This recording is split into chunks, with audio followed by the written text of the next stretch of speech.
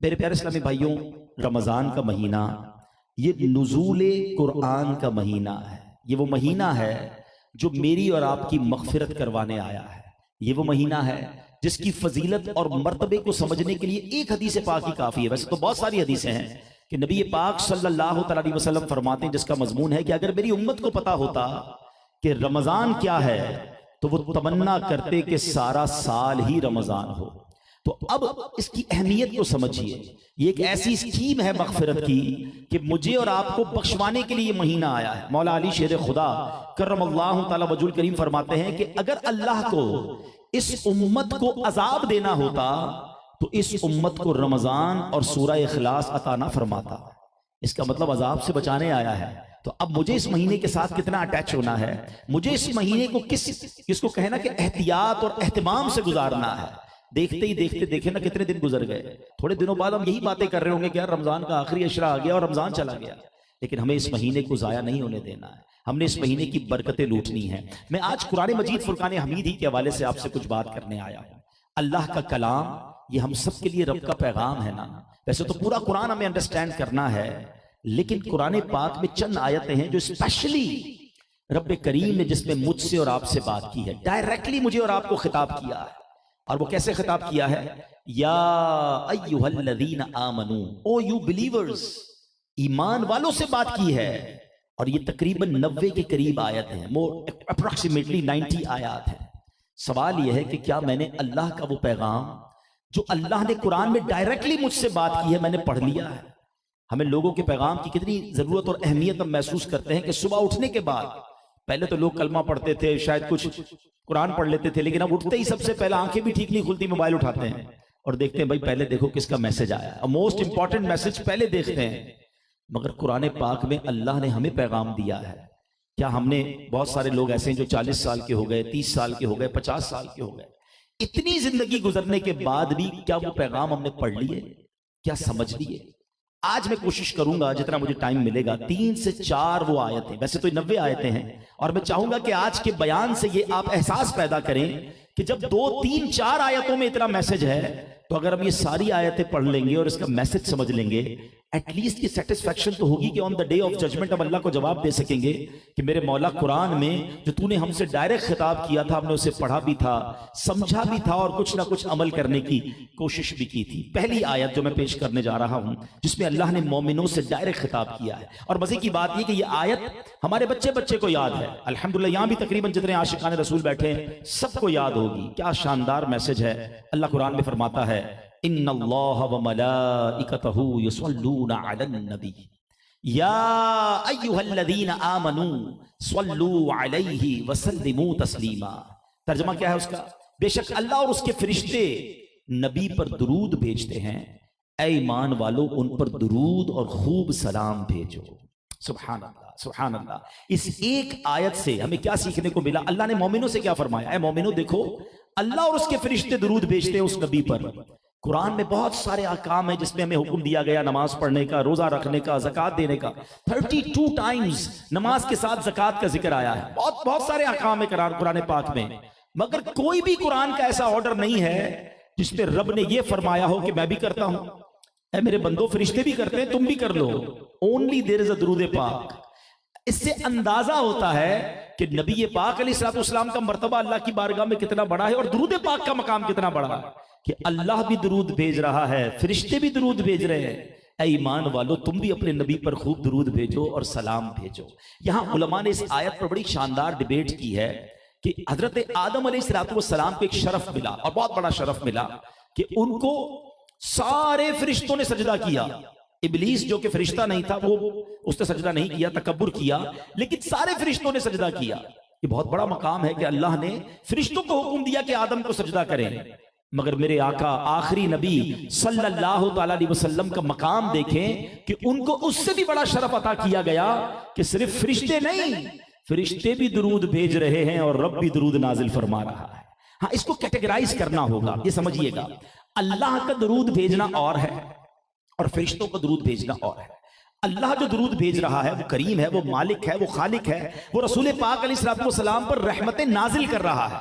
और हम और फरिश्ते जो दुरूद भेजते हैं, एक्चुअली हम बारगाह इलाही में दुआ करते हैं कि अल्लाह हमारे आका और मौला जनाब मुहम्मदुर रसूलुल्लाह सल्लल्लाहु अलैहि वसल्लम पर अपनी रहमतें नाजिल फरमा। हम रिक्वेस्ट कर रहे होते हैं और अल्लाह रहमतें नाजिल फरमा रहा होता है। तो पहली बात ये पता चला कि हजरत आदम को जो शरफ मिला था कि सारे फरिश्तों ने सजदा किया, लेकिन हमारे आका को यह शरफ दिया गया कि फरिश्ते भी दुरूद भेज रहे हैं और रब भी दुरूद भेज रहा है। अच्छा, एक और खूबसूरत बात जो अरबी ग्रामर को थोड़ा सा समझते हैं, यहां एक लफ्ज लाया गया युसल्लून।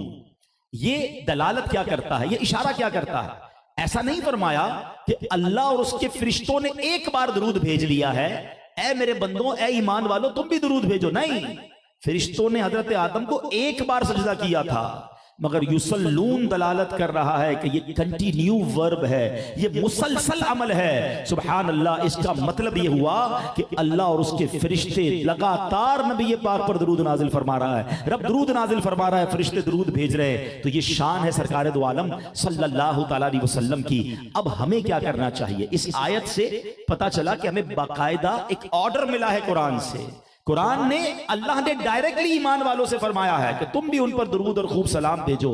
एक बात रियलाइज कर लीजिएगा कि नबी पाक को हमारे दुरूद की हाजत नहीं है। वहां तो अरबों खरबों सुबह शाम दुरूद पाक भेजे जा रहे हैं। ये एक्चुअली हमें चांस दिया गया है कि तुम भी दुरूद पढ़ लो ताकि तुम्हारी झोली भी भर दी जाए, तुम्हारे बिगड़े काम भी सवर जाएं। और कितनी हदीसें हैं नबी पाक की कि दुरूद पाक की फजीलत पर प्यारे आका ने बयान फरमाया। नबी पाक फरमाते, जिसका मजमून है तुम में से क़यामत के दिन मेरे सबसे ज्यादा नजदीक वो होगा कि जो दुनिया में मुझ पर ज्यादा दुरूद पाक पढ़ने वाला होगा।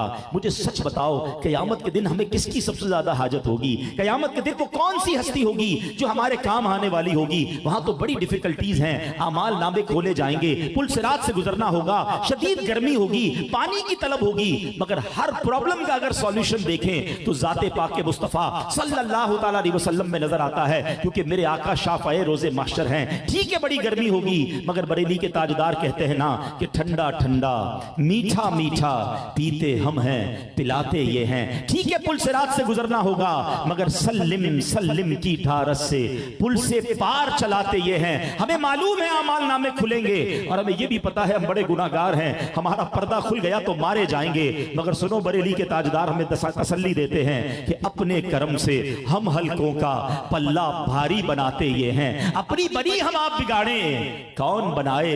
बनाते ये हैं। रंगे बेरंगों का पर्दा दामन ढक के छुपाते ये हैं। ऐसा नफ्सा नफ्सी का दिन होगा कि माँ बेटे को नहीं पूछेगी, बाप जो है वो किसी को जवाब, एक दूसरे को कोई जवाब नहीं देगा। एक अदब माहौल होगा, नफ्सा नफ्सी का दौर होगा। मगर सुनो, वहां कौन मेहरबा होगा कि माँ जब इकलौते को छोड़े आ आ कह के बुलाते ये हैं। बाप जहां बेटे से भागे लुत्फ वहां फरमाते ये हैं। तो पता ये चला solution of each and every problem on the day of judgement वो रसूल पाक अलैहिस्सलाम की जात है कि जो नबी पाक के करीब हो जाएगा, जो आका जिस पर नजर रहमत फरमा लेंगे, वो रब से उसकी सिफारिश फरमाएंगे, उसकी शफाअत करवाएंगे और उसे जन्नत में ले जाएंगे। तो अब बताओ, ये दुरूद पाक कैसा अमल हो गया कि सरवर कायनात फरमा रहे हैं कि तुम में से क़यामत के दिन मेरे नजदीक वो होगा जिसने दुनिया में कसरत से दुरूद पढ़े होंगे। तो बताओ, हमें फजूल बातों से बचकर कितने दुरूद पढ़ने चाहिए? एक इमेजिनेशन आपको दे देता हूं, एक तसव्वुर दे देता हूं कि कभी दुरूद पाक की तस्बीह हाथ में होना तो आंख बंद करना और यह सोचना कि मैं जितने दुरूद पढ़ रहा हूं ना, उतना नबी पाक के करीब होता जा रहा हूं।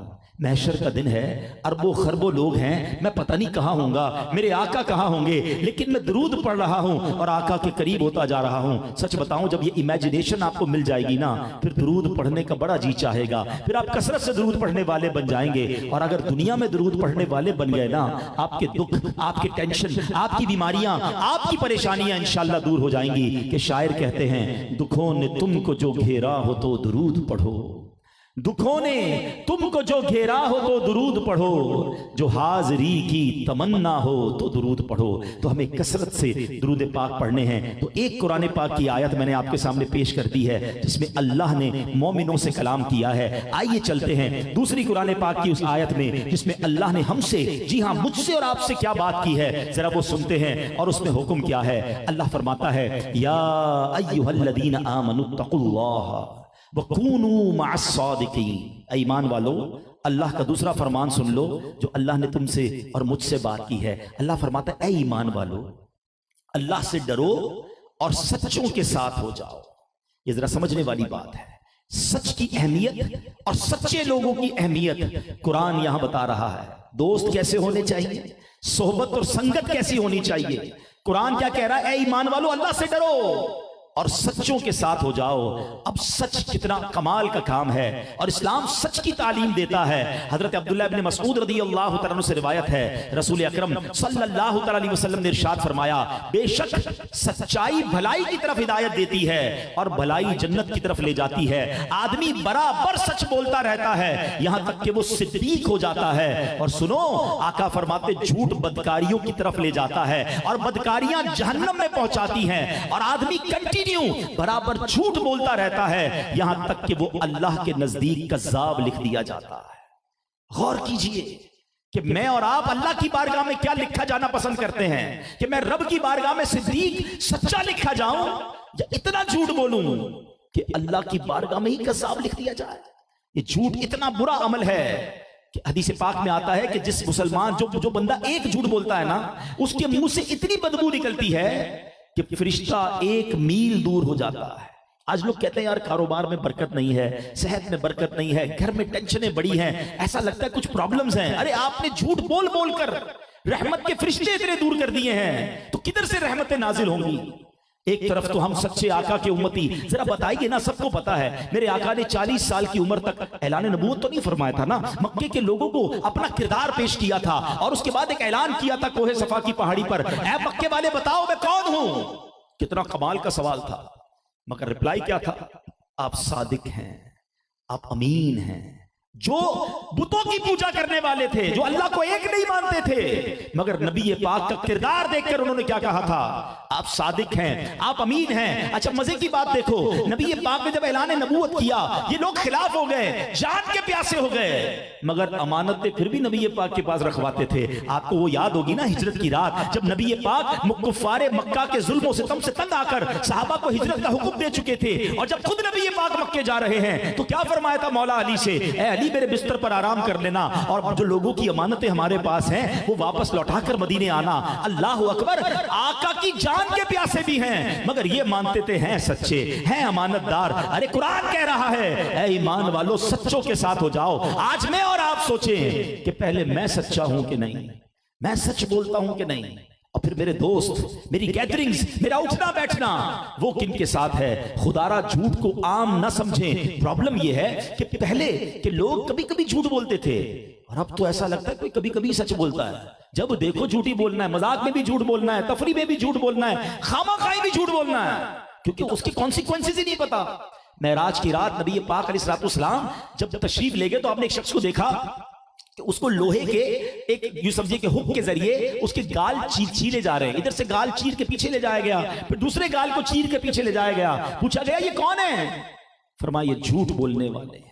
झूठ बोलने वाले को कयामत तक ये अजाब दिया जाएगा। कभी डेंटिस्ट के पास गए होंगे, उसने हमारा मुंह खोला होगा, एक लिमिट के बाद बड़ी तकलीफ होती है, जान निकल जाती है, क्योंकि हमारी लिमिट है मुंह की, उससे ज्यादा नहीं खुल सकता।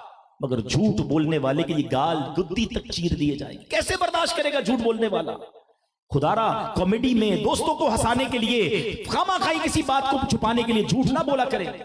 ये सख्त अल्लाह के अजाब को दावत देने वाली बात है। मुसलमान सच्चा होता है, सच्ची बात सिखाते ये हैं, सीधी राह चलाते ये हैं। अरे सच्चे आका का उम्मती कैसे झूठ बोल सकता है। आओ रमजान में कुरान का ये पैगाम ले जाओ कि कुछ भी हो जाए, यकीनन कभी कभी सच बोलने से आजमाइश थोड़ी देर के लिए आती है। क्योंकि आप जब किसी जगह नौकरी करने वाले हैं, भाई लेट क्यों हो गए, वो ट्रैफिक में फंस गया था, झूठ बोल दिया, जान छोड़ा दी। अच्छा छुट्टी क्यों की थी, वो नानी का इंतकाल हो गया था। अच्छा जो झूठ बोलेगा ना उसको हमेशा याद रखना पड़ेगा मैंने क्या क्या झूठ बोला है। बेचारा रहता गरीब इलाके में होगा, कहाँ रहते हो, डिफेंस में रहता हूँ, अब उसको याद रखना पड़ेगा मैंने इसको डिफेंस का एड्रेस बताया हुआ है। अच्छा कारोबार क्या करते हो, मेरी तो 2 फैक्ट्रियां हैं, मेरा यूरोप में भी काम है, अब ये भी याद रखना पड़ेगा इसको कौन सी फैक्ट्री बताई थी, कौन सा मुल्क बताया था, क्योंकि झूठ तो अब याद रखकर परेशान रहना पड़ेगा। सच्चे को कोई टेंशन नहीं होती, जो सच होता है वो बता रहा होता है। तो झूठा ऑलवेज आपको मुस्तरिब नजर आएगा, कंफ्यूज नजर आएगा, परेशान नजर आएगा, और सच्चा बड़ा पुरसुकून नजर आएगा। सच्चे के चेहरे पे नूर होता है।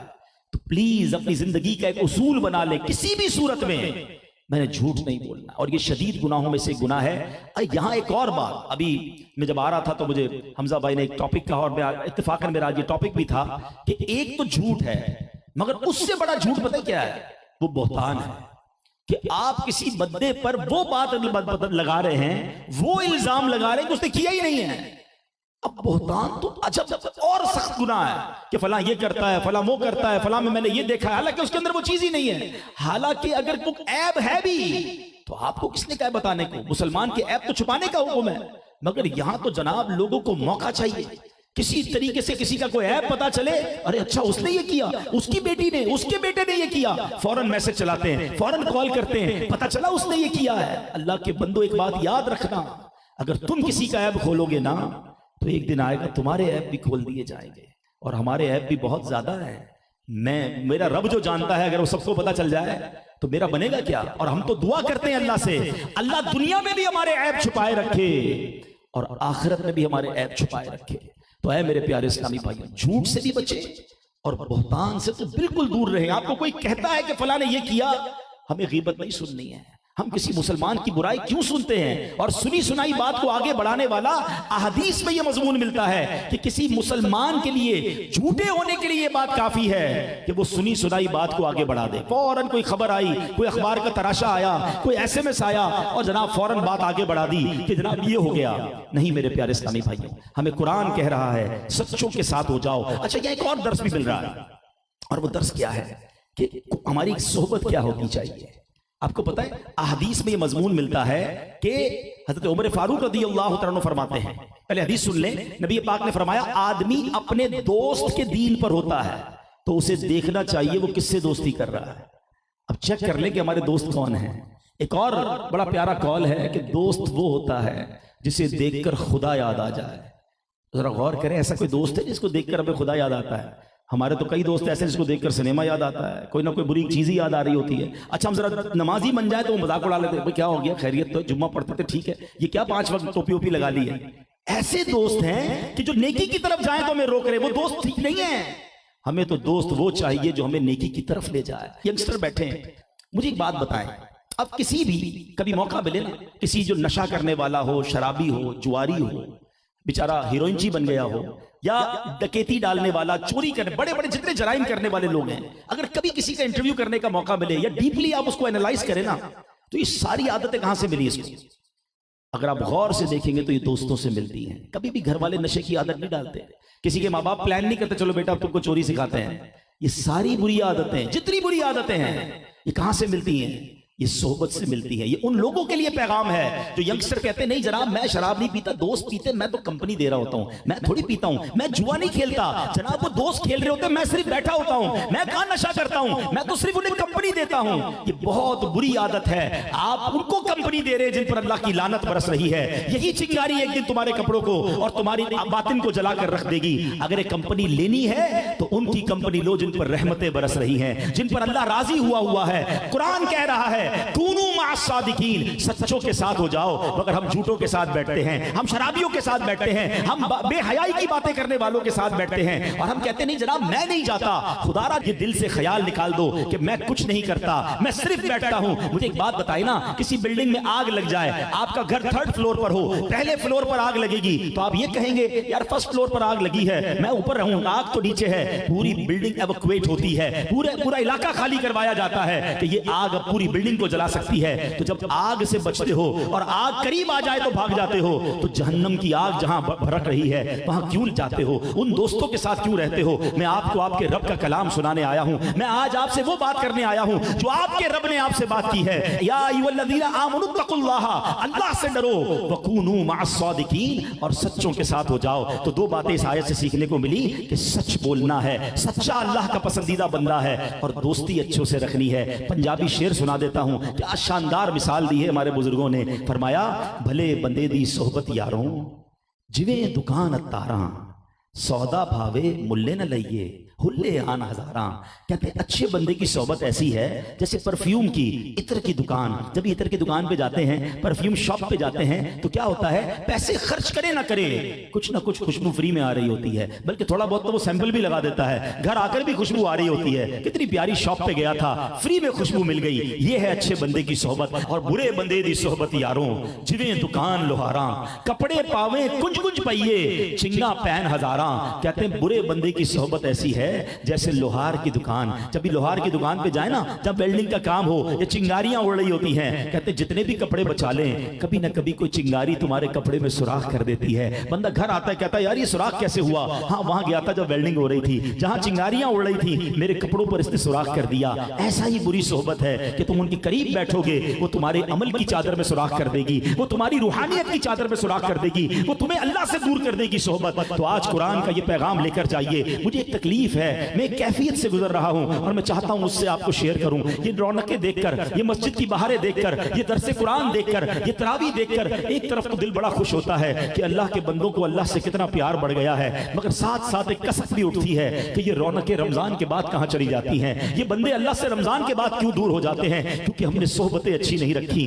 Please try to change your company in month of Ramzan. इस महीने में कुछ तय कर लो कि मैं सिर्फ रमजान के लिए अल्लाह का बंदा नहीं हूं, मैं रमजान के बाद भी अल्लाह का बंदा हूं, मैं रमजान में भी रहमान का बंदा हूं, मैं रमजान के बाद भी रहमान का बंदा रहूंगा। हम शैतान की बातों में क्यों आ जाते हैं? अगर इसको लॉजिकली समझे ना, तो रमजान एक्चुअली नेट प्रैक्टिस है। रमजान में मेरी और आपकी पूरा महीना शैतान को बंद करके एक प्रैक्टिस करवाई जा रही है कि देखो शैतान बंद हो गया है, इबादत कर लो। हम इबादत कर रहे हैं। प्रैक्टिस हमेशा मुकाबले के लिए होती है, फाइनल मैच बाद में होता है, पहले प्रैक्टिस होती है। कमाल यह है कि सारा महीना प्रैक्टिस करते हैं और ऐसा लगता है पहली गेंद पर ही आउट हो जाते हैं। जैसे ही चांद नजर आता है मस्जिदें वीरान हो जाती हैं, जैसे ही ईद का चांद नजर आता है लोग नमाजों से दूर हो जाते हैं। मैं एक चोट करने वाला जुमला कह रहा हूं, जरा दिल से सुनना।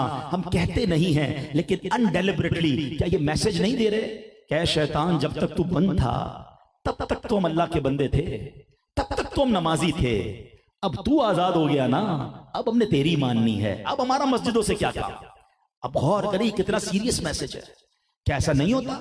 रमजान में मगरिब की नमाज में मस्जिद फुल होती है और ऐलान हो जाए इशा से पहले कि चांद नजर आ गया है, क्या इशा में लोग आते उतने? क्यों? क्या नमाज सिर्फ रमजान में फर्ज है? Please try to understand. ये शैतान का वार है, वो तो तिल मिला रहा होगा ये बंदे नमाजी बन गए, ये तरावी पढ़ रहे हैं, ये कुरान पढ़ रहे हैं, ये रोजे रख रहे हैं। वो पूरी शिद्दत के साथ चांद रात से हमला आवर होता है और हमारे हजारों लाखों लोग उसके उस बहकावे में आकर बह जाते हैं। आज एक नियत करके उठना, कुरान के इस पैगाम को याद रख लेना, कूनू मा सादिकीन। अच्छे बंदों की सोहबत अपना लो कि चाहे रमजान चला जाए, मैंने मस्जिद से नहीं जाना, मैंने नमाजों से नहीं जाना, मैंने अल्लाह की रहमत का दामन अब सारी जिंदगी के लिए थामा है, मैं रहमान का बंदा सारी जिंदगी के लिए हूं। फिर देखो करीम कैसी रहमत फरमाता है, फिर देखो तुम्हारी मुश्किलें कैसे आसान होती हैं। अब कुरान की एक और आयत, और मेरे बयान का जो मकसद था, जो मैंने शुरू में आपको इन्फसाइज किया था कि ये 90 आयतें हैं। आज तो बयान में 3 आयतें सुना रहा हूं ना। अगर आप बताएं हर आयत से सीखने को मिल रहा है ना, कितना मैसेज है इसमें। और ये मैं ना भी बताऊं, ये हम पर लाजिम है सीखना ना। अल्लाह ने आपसे बात की है, आप मोमिन हैं, हम मोमिन हैं। हमने कुरान में रब ने जो मुझसे बात की उसके टाइम नहीं है मेरे पास, क्या जवाब दूंगा अल्लाह की बारगाह में? अब आओ तीसरी आयत सुनो, क्योंकि ये माह रमजान के हवाले से बड़ी रेलिवेंट है। माशाल्लाह बड़ी तादाद में लोग अपनी सदका दे रहे हैं, ज़कात दे रहे हैं, अतियात दे रहे हैं, बहुत अच्छा है। मगर उसमें भी शैतान एक मिस्टेक करवाता है। पहले शैतान के वार समझो। पहले शैतान चाहता है हराम काम करें, शराब पिए, बदकारी करें, जुआ खेलें, मादल्ला कत्ल करें। जब वो देखता है ना, नहीं यार ये बंदा तो शराबी नहीं बन सकता, नहीं बना पाया, मैं इसको इससे कत्ल नहीं करवा पाया, इससे गुनाह नहीं करवा पाया। अच्छा, फिर वो चाहता है हम नेकी ना करें, हम नमाज भी पढ़ लेते हैं, हम रोजा रख लेते हैं। वो कहता है यार अब इससे ये भी नहीं रुकवा पाया, लेकिन वो थकता नहीं है। अब कहता है मैं इसकी नेकी जाया करवा दूं। कर ली ना, पढ़ ली नमाज, रख लिया रोजा, दे दिया सदका, कर ली चैरिटी। अब कुछ एक और काम ऐसा करता है हमें बगैर बताए, हमें पता भी नहीं चलता, और हमारी वो नेकियां बर्बाद हो जाती हैं। अब वो कुरान देखो हमें समझा रहा है। कुरान कहता है ऐ ईमान वालों, सुनो, फिर अल्लाह ईमान वालों से बात फरमा रहा है, या अय्युहल्लज़ीना आमनू ला तुबतिलू सदक़ातिकुम बिल मन्नि वल अदा। ऐ ईमान वालों, अपने सदके बातिल न करो, एहसान रखकर और ईजा देकर। और क्या शानदार एग्जाम्पल के जरिए आगे कुरान समझा रहा है, कल्लज़ी युनफ़िकू मालहू रिआ अन्नासी वला युमिनु बिल्लाहि वल यौमिल आखिर। उसकी तरह, किसकी तरह? जो अपना माल लोगों के दिखावे के लिए खर्च करे और अल्लाह और क़यामत पर ईमान न लाए, फमसलुहु कमसली सफ़वानिन अलैहि तुराबुन फ़अस्वाबहु वाबिलुन फ़तरकहु सल्दा। मिसाल कैसी दी? उसकी कहावत ऐसी है जैसे एक चट्टान, उस पर मिट्टी हो, उस पर जोर का पानी पड़ा जिससे मेरा पत्थर कर छोड़ा। मिट्टी तो चली गई पानी बरसने से, वो चिकनाहट खत्म हो गई, वो मिट्टी खत्म हो गई और पत्थर फिर साफ हो गया। सुभान अल्लाह। वल्लाहु ला यहदिल कौमल काफिरीन। फरमाया कि अल्लाह करीम जो है काफिरों को हिदायत नहीं देता। अब जरा समझिएगा, कुरान की ये आयत समझा रही है, यकीनन सदका दें, यकीनन खैरात करें, एहसान न करें, लोगों पर एहसान न जताएं, उन्हें तकलीफ न दे, दिखलावा न करें। और मिसाल क्या दी कि एक चट्टान पर गुबार है, मट्टी है, हम समझ रहे माशाल्लाह बड़ी जबरदस्त जमीन है, सरखेज है, पौधा लग जाएगा, और बारिश आई तो वो सारा गुबार चला गया, नीचे से चट्टान निकल आई। फरमाया इसके रियाकार के, दिखलावे करने वाले के, सदका देकर एहसान जताने वाले की नेकियां ऐसे हैं कि जब अल्लाह करीम हिसाब फरमाएगा तो वो सारी नेकियां बातिल कर दी जाएंगी। तो ये समझना है। आजकल लोग गलती क्या करते हैं कि जब ज़कात देते हैं, जब सदका देते हैं तो फिर सामने एहसान भी जता रहे होते हैं। बहुत सारे लोग हैं माशाल्लाह, अल्लाह हमें पूरी ज़कात देने की तौफीक अता फरमाए। यहाँ मैं एक और बात भी करना चाहूँगा कि जनाब जब तक हज़ारों में ज़कात थी, लाखों में ज़कात थी, तो लोगों ने बड़ी आसानी से निकाली।